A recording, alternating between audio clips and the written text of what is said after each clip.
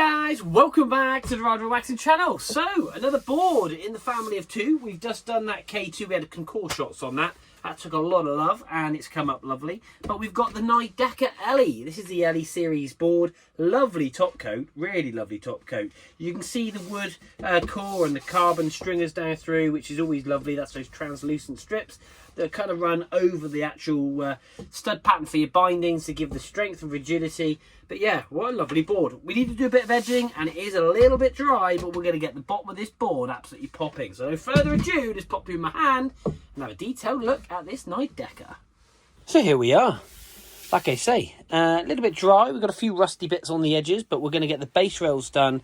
It's obviously had a couple of dampness areas where they've really kind of it's et into the metal there, but we'll clean all this back to fresh metal.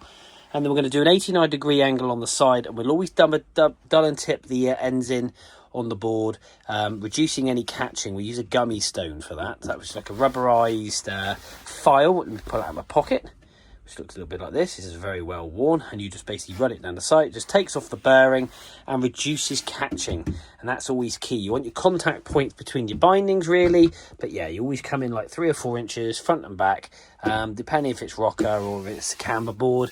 But yeah, other than that, really, the board itself is quite nice. We've got a couple of scrape marks and stuff, so we'll do some base scraping, and we'll get off all this dry wax that we've got sat here, and we'll detail it all up. Top coat is very, very nice. I'll do my best to get this mark out of here and here, just to try and tidy it up. But yeah, it's kind of got a little bit of glitter in there as well, which is quite cool. But yeah, NIDECKER Elle series board, like I say, lovely. Nice little stomp pad there as a butterfly. Yeah, all in all, there's those carbon stringers just down through the centre and the wood core board.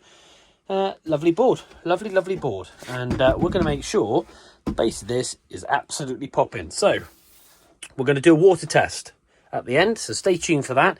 But remember this, as you can see it, and we'll see you in a bit.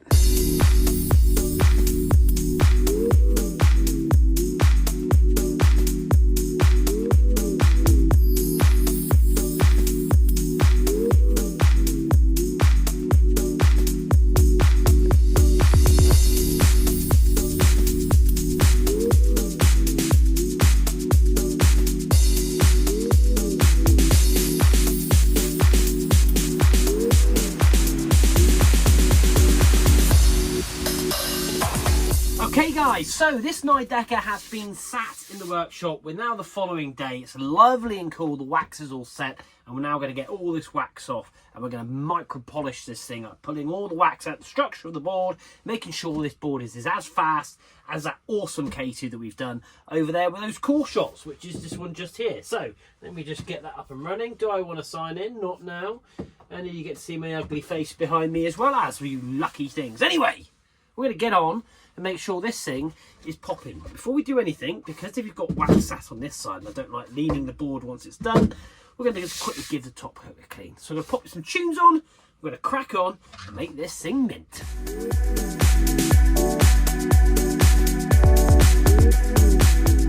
Now this is the reason why I like to clean the top coats. Now, got that little black mark off there. However, working down through the board, got to the end, and we have a slight delamination of the top coat here. This is where we obviously stand the boards up, and then you walk off and you drag it and it pops the top coat up. So I can't and I won't let this board go back. But the reason for me doing it this way, because the bottom of the board's wax, we're going to be taking that wax off, so we're not damaging or marking the board in my head. I'm very fussy. So I'm going to put some epoxy in here, and I'm going to clamp this down, G-clamp it and press it, so this is lovely and sealed and watertight. We don't want any moisture getting in here, and that way then you won't be ripping off this beautiful kind of pinky red top coat, causing the board to look awful. So yeah, I'm going to pop you on time lapse. Found a little bit of extra work, but you can see it's just lifting there. I'm going to put some epoxy in, seal that down and clamp it and leave it for a good 12 hours, and then we'll come back, take it off, whip the board over, and then we'll take the wax off and polish this bad boy up. Right, let's get on and fix this.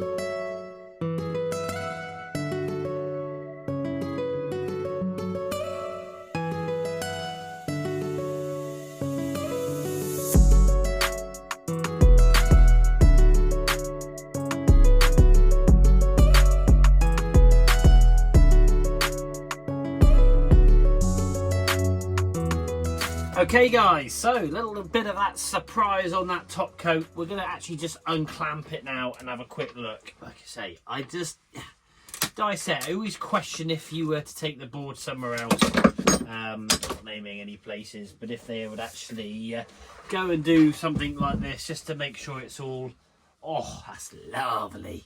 Just go that little bit extra mile. We've got a bit of bleed out, which is what we wanted from that groove.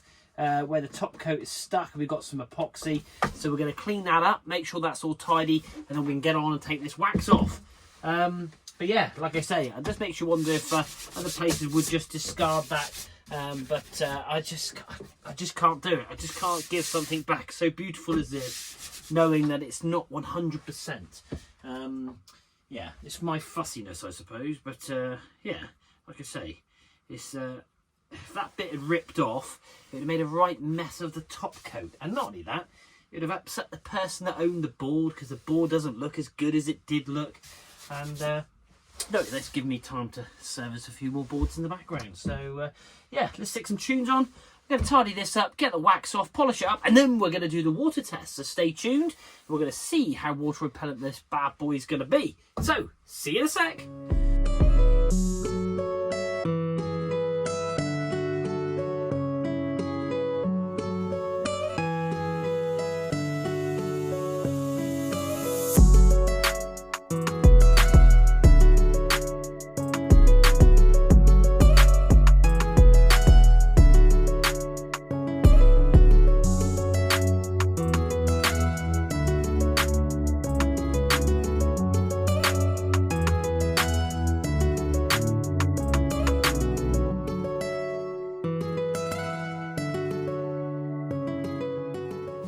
So there we are guys, one NIDECKER all finished off here in the Rider Waxing workshop. The edges are absolutely lovely and sharp. We've done and tipped those ends in, we've got it detailed, waxed, and we've cleaned that top coat and repaired that top coat delamination.